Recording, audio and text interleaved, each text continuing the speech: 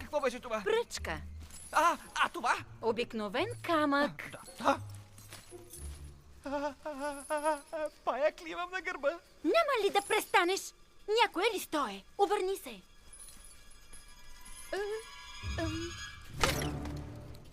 Листо, казах ти. А сега трябва да намерим убежище да пренощуваме. Убежище? Къде? Ние сме в джунглата. Чувала си, там е истинска джунгла. Едва ли става дума за нещо хубаво? Съжалявам, че ще ти го кажа, но това е естествената среда на нашия вид. Не ми говори за природа. Гледам Animal Planet. Знам за хранителната верига. Видя ли? Тук съм само ордьовър. Едно пролетно руло с оперение. Точно за това стоим по дърветата, а не на земята. След теб. Не, няма да стане. Не. Ще се чувствам по-удобно в нещо построено от човек. Става ли там? Не мога да повярвам, че ще трябва да те влача чак догоре. Да ме влачиш ли? Гледай се очи.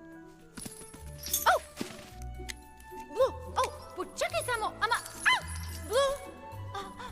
Кой кого мъкне сега, а? Много смешно.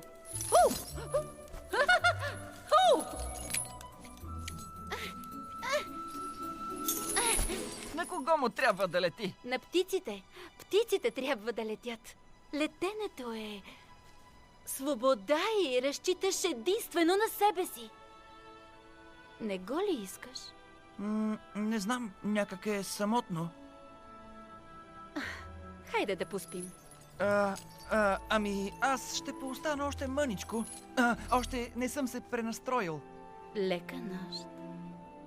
Лека нощ, Джоел.